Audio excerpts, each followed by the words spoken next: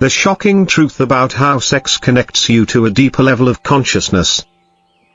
Let me take you to a moment you've probably never dared to explore. Not with this much raw honesty. Not with this much fire in your soul. It started with a question no one wants to ask. What if everything we've been told about sex was just a shallow imitation of a truth so deep it could crack open the very core of who we are? I was standing at the edge of a mountain cliff in Bhutan. Yes, literally on the edge, gazing into a valley where mist danced like ghosts over ancient monasteries. My guide, an old monk who barely spoke, turned to me and whispered a sentence I will never forget. When two souls join in truth, the universe takes notice. That sentence struck me like lightning. I didn't understand it then, but I would. And when I did, it would change my life, my love, and my soul forever. You've probably been told that sex is just biology, just pleasure, just survival. But what if I told you it's not just a physical act? It's a spiritual bridge? A sacred portal? A mystical key? And here's the most shocking part. This connection is already hidden inside you, right now, waiting to be awakened. This is not a video about sex like you've seen it before. No cheap clickbait. No shallow sensationalism. I'm going to take you on a spiritual journey, a real one, into the ancient mystery of how sex, when understood fully, becomes the most powerful connection to higher consciousness that exists in the human experience. You ready? Because once you see what I'm about to show you, there's no going back. We start with a story. Mine. Years ago, I was in a relationship that looked perfect on the outside. We had passion. We had laughter. We even had those movie montage moments with candles and soft music.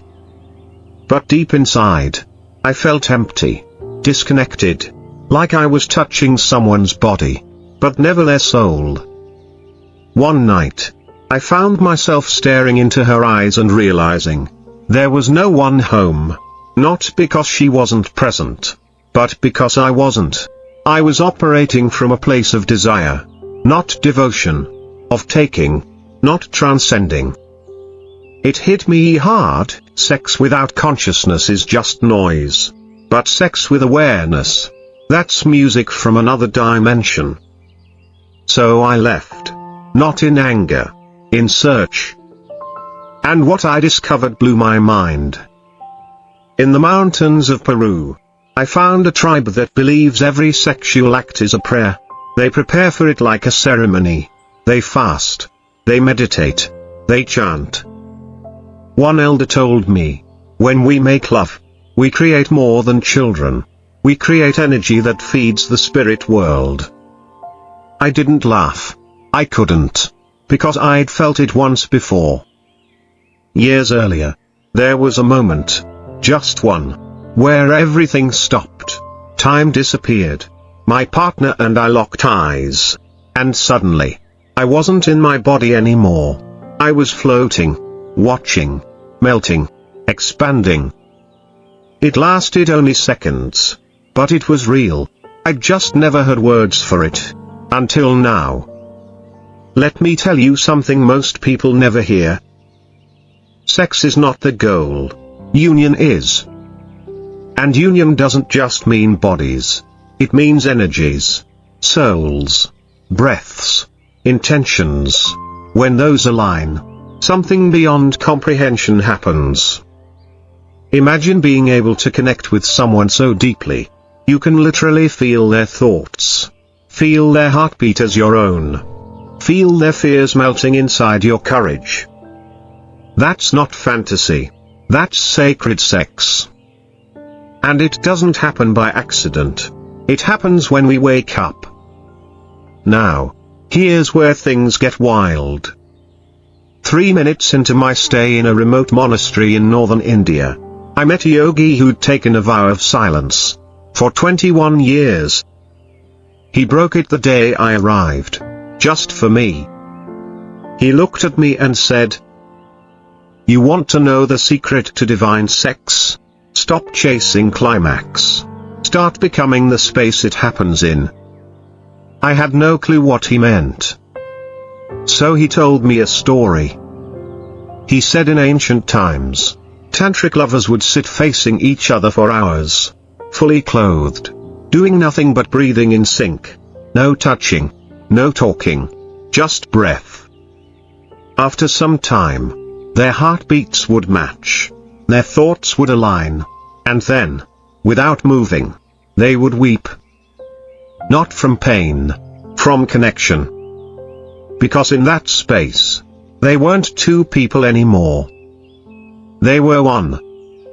The body is the drum, he said, but consciousness is the rhythm, and only those who become still can hear the beat.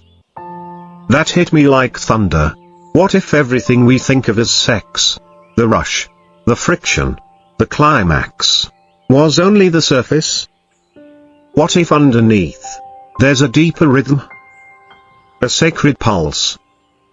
And we've just been too distracted to feel it. So I asked him, how do we feel it? He smiled. First, feel your breath. Then, feel theirs. Then let go of where you end and they begin. I tried it later that week. Not with sex. With presence. I held someone's hand, closed my eyes, and breathed. And then something crazy happened. I saw light. I don't mean metaphorical light. I mean actual light, surrounding our hands like mist in the dark. It wasn't a hallucination. It was energy. Pure energy. And I felt it dancing between us. That's when it hit me. Sex isn't about getting off. It's about getting in. Into awareness. Into presence. Into love that vibrates past skin and touches eternity. I realized then that the act of sex, when done with reverence, isn't even about the person in front of you. It's about becoming God consciousness in a human form. Two souls dancing their way back to the divine. And here's the twist. This sacred union doesn't always need a partner. You can access that same consciousness alone. Through breath. Through devotion. Through honoring your own body like a temple. And touching yourself not from lack, but from love. Because when you do that, you awaken the divine feminine and the divine masculine inside of you. And they begin to make love within your soul.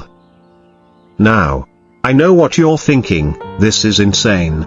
This is too mystical. Too far out.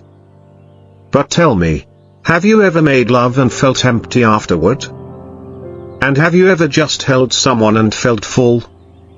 You already know this truth. It's just buried beneath years of programming, shame, performance, ego. But I promise you this. Once you access this sacred space, you will never go back. Because you'll realize you were never chasing pleasure. You were chasing presence. And now, for the moment you've been waiting for.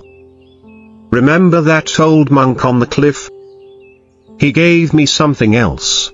A scroll, wrapped in silk. Inside it were 7 symbols. Each one represented a spiritual law of union. I didn't understand them. Not yet. But in segment 2, I'm going to reveal what happened when I deciphered those 7 laws, and how they unlocked a level of sexual spiritual awakening so intense. It changed my biology, my dreams, and even time itself. What happened next? You won't believe it. She vanished into thin air, and left behind the secret to sacred sex. I stared at the scroll for days. Those 7 mysterious symbols etched in crimson ink, like they were burning secrets into my skin.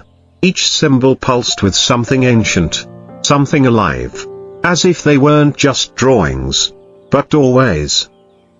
And then she appeared. Not in a dream, not in a vision, in real life.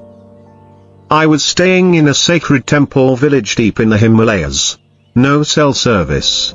No distractions. Just snow, wind, and silence. One night, just as the moon hit its peak, a woman dressed in silver linen walked into the firelight. I swear to you, she didn't leave footprints in the snow. She sat beside me without speaking, her presence more still than anything I'd ever known. Her eyes weren't seductive, they were remembering, as if she had known me before, as if I had known her before. Then, in a whisper softer than breath, she said, "You opened the scroll. You're ready now." "What are the symbols?" I asked. She didn't answer. Instead, she reached out and placed her palm against my chest. And then, I saw them. Not with my eyes. With something deeper. 7 truths. 7 initiations. Each one tied to how sex, when honored as sacred, becomes a direct path to divine consciousness. Let me take you through what I saw. The first symbol, surrender. She said, "True union begins where control ends." Sex is not about mastery. It's about vulnerability. The moment you drop your guard, not just physically, but emotionally, you create a sacred vacuum. A portal where divine energy flows freely. Surrender isn't weakness. It's power at its purest. The second symbol, presence. She guided my breath. Inhale. Exhale. Until everything else vanished. Most people are never really here, she whispered. And that's why they never truly touch anyone. When you're fully present with someone, so attuned you notice the flicker in their eyelids, the tremble of a breath. That moment becomes eternity. That's when sex transforms into meditation. The third symbol, intention. "Why are you doing this?" she asked. "To feel good? To prove something? To escape?" None of those lead to union. Only love does. Only intention rooted in honoring, not taking. When sex is a gift, not a grab, it activates something sacred. You're no longer seeking satisfaction. You're offering presence. The fourth symbol, energy. She placed both our hands a few inches apart. Nothing touched. And yet, I felt heat. Energy is the language of the soul, she said. You don't need to touch to connect. You need to tune in. Sex is not about bodies. It's about energy dancing through bodies. You've felt it before. That shiver that comes out of nowhere. That's not biology. That's your soul waking up. The fifth symbol, polarity. Every union has polarity. Masculine and feminine. Light and shadow. Structure and flow. She moved like water. Slow. Wild. Intuitive. I stood still. Grounded. Observing. We didn't speak. But a magnetic current pulled us. It wasn't lust. It was cosmic choreography. When the masculine holds space, and the feminine surrenders into it, a divine vortex opens. This is not gender. This is energy. And when aligned, it's alchemy. The sixth symbol, silence. We sat for what felt like hours. Not a word. No movement. Just breath and eye contact. And in that silence, something cracked open in me. Words are useful, she finally said. But silence reveals truth. Sex isn't about noise. It's about depth. Stillness is where the soul speaks. And then the seventh symbol, union beyond flesh. This was the moment that shook me to my core. She leaned close. Our foreheads touched. Suddenly, I wasn't looking at her. I was inside her. Not in a physical sense. I could feel her childhood pain. Her forgotten dreams. Her hopes. Her fears. As if they were mine. Tears streamed down both our faces. We hadn't moved. We hadn't kissed. And yet, we had just made love, without touching. And then, she vanished. I don't mean she walked away.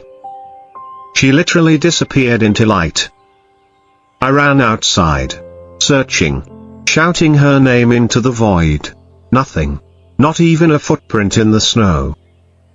All that was left was the scroll, and me. Changed. Forever. That night, I understood something that rewired my entire nervous system. Sex is not about climax. It's about communion. We are taught to chase peaks, but the sacred path is in the valleys, in the eye contact that makes time stop, in the breath that melts shame, in the stillness where the divine whispers between two beating hearts. You don't need to go to the Himalayas for this. You can practice sacred sex tonight, with your partner, or even just with yourself. Here's how. Sit. Breathe. Be fully present with your body. No agenda. Just love. Touch your own skin like it's holy. Whisper words of gratitude to the parts of you you've judged. Then, if you're with a partner, look into their eyes without speaking. Match their breath. Feel the space between you, not as a gap, but as sacred tension. Don't rush. Don't seek. Just be. And when the moment comes, when bodies meet, stay connected, not to the goal, but to the energy. Feel each movement like prayer. Let go of performing. Let go of needing. And instead, merge. In that space, you may cry. You may laugh. You may even feel memories surface from lifetimes ago. That's because you're not just two people anymore. You've become a vessel. For healing. For transformation. For consciousness itself. I remember. Weeks after the woman vanished, I met another seeker in Nepal. A man who had once been a Wall Street banker. Now turned monk. He told me something that hit me harder than a thunderclap. Every orgasm that comes from ego feeds the illusion, but every orgasm that comes from love dissolves it. I stared at him in silence. He said, most people are asleep while making love, but the awakened use love to wake up. And that's when I realized the shocking truth. The energy you cultivate during sacred sex can actually heal your trauma. It can awaken dormant parts of your brain. It can rewrite subconscious programs. It can even affect time. Because when you're that present, time ceases to exist. This is the power you've had all along. You've just never been taught how to use it. The reason this wisdom has been hidden is because it's dangerous. Not in a bad way, but in a liberating way. Because a person who has awakened through sacred sex can't be controlled. They don't chase validation. They don't get lost in shallow pleasure. They radiate such deep presence. Others feel it just standing next to them. You've met them before. That person who walks into a room and you just feel safe around them. They've probably discovered what I'm showing you now. And now, so can you. In the final segment, I'm going to guide you into the highest level of sacred sex. The mystical doorway that connects your sexual energy to divine purpose, manifestation, and even death and rebirth. You're about to witness a story that involves fire rituals, a lost gospel, and a moment where I came face to face with myself, in another lifetime. It will blow your mind. The night I died during sacred sex, and was reborn into divine power. You're not going to believe what I'm about to tell you, but I swear to you, it happened. It was the night of the lunar eclipse. I was in southern Egypt, near the ruins of a temple where ancient mystics once practiced the rites of union. Ceremonies where sex wasn't just about pleasure, but about touching the divine. I had been invited by a woman I met only days before. Not a tourist, not a guide, but someone different. She had this presence. Like her eyes had seen something your mind wouldn't understand. And when she spoke, you didn't just hear her, you felt her.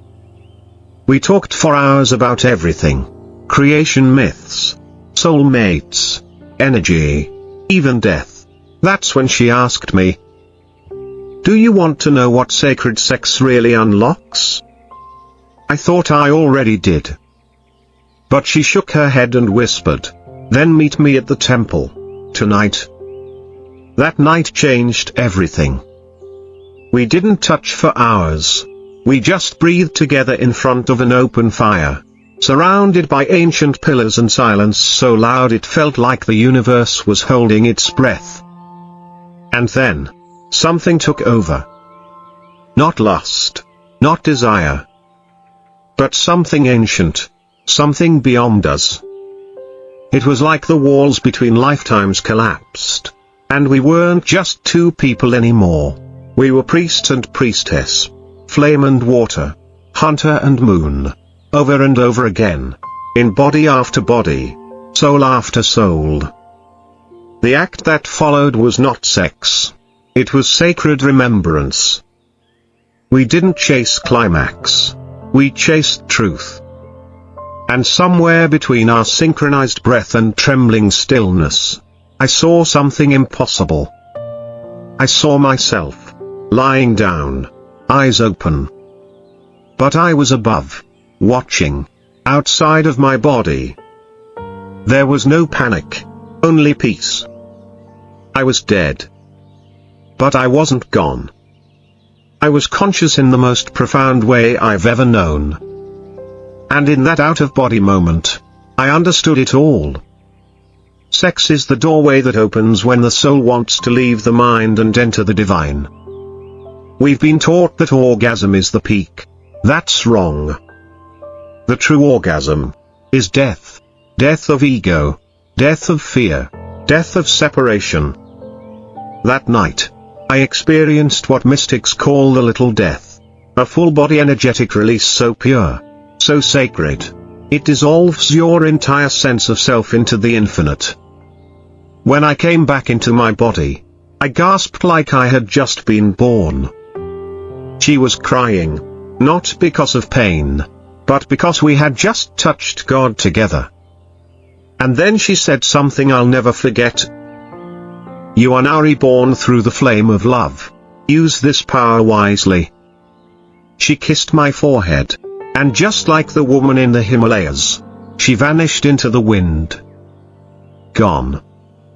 Now listen closely, because this is where it gets steep. The ancients believed that sexual energy is not just for pleasure or procreation, it's for creation. When you channel it consciously, you can manifest realities, heal traumas, even activate dormant parts of your spirit. This is why sacred sex was once taught in temples, why it was guarded by mystery schools, because it is the most powerful creative force you possess. Think about it, your body was literally created through sex. So what do you think happens when you activate that energy not for lust, but for awakening? You begin to create not just babies. You begin to create realities. You become the divine artist of your life. You start speaking things into existence, not because you're manifesting in the trendy sense, but because your entire energetic field begins vibrating at a frequency where the universe has no choice but to respond. And here's the twist most people miss. Sexual energy and spiritual energy are the same thing, just moving through different channels. One grounds you into the earth. The other lifts you into the divine. But when you align both, when the root chakra and the crown chakra start dancing, you unlock the true bridge between heaven and earth. You become the temple. And that, my friend, is why I believe so many people feel broken after sex. It's not because sex is wrong. It's because they're using the holiest energy they have, unconsciously. When you give your body to someone who doesn't see your soul, you feel like something's missing, because something is missing. But when you unite with someone soul to soul, breath to breath, presence to presence, you don't lose anything. You gain everything. You remember that you are not just flesh and desire. You are stardust and spirit. You are the divine in motion. Let me ask you a question that could change your life. What would happen if you never saw sex as just physical again? What if every time you touched someone, or even yourself, you did so with reverence? What if every intimate moment became a silent prayer? What if every breath during union became a mantra that rewrote your past, your pain, your purpose? You would walk differently. You would speak differently. People would feel it. They'd sense your grounded power, your radiance, your peace. Because this kind of connection doesn't fade after the act ends. It lives in you.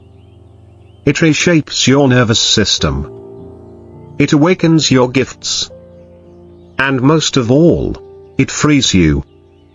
I've met people from all corners of the world. Shamans, monks, scientists, psychics. And the one thing they all agree on is this. Sex, when honored consciously, becomes the most direct path to divine union. Not just with another person, but with life itself. So what now? I'm not asking you to give up desire. I'm asking you to upgrade it. From surface to soul. From pleasure to purpose. From climax to cosmic connection. Tonight, if you're brave enough, try this. Lie down, alone or with someone you trust deeply. Close your eyes. Place one hand on your heart, one on your lower belly. And breathe. Inhale, I am sacred. Exhale, I am divine. Do this for 5 minutes. Just 5. Feel what awakens. Let your soul speak. Let your body answer. And remember this. Sex isn't just about union with another. It's about reunion with yourself, your source, your infinite light. Because in the end, sacred sex is not the destination. It's the path. A path back to the wholeness you forgot you were made of. A path back to the divine lover within you. A path that leads to a consciousness so deep, so powerful, it can change the way you love, the way you heal, the way you exist. So go. Not to seek love, but to become it. To radiate it. To offer it. Because the world doesn't need more sex. It needs more sacredness. And the shocking truth? That sacredness has been inside you all along. You were never just a body. You were always a bridge to the divine. Now go light that fire. And become the temple.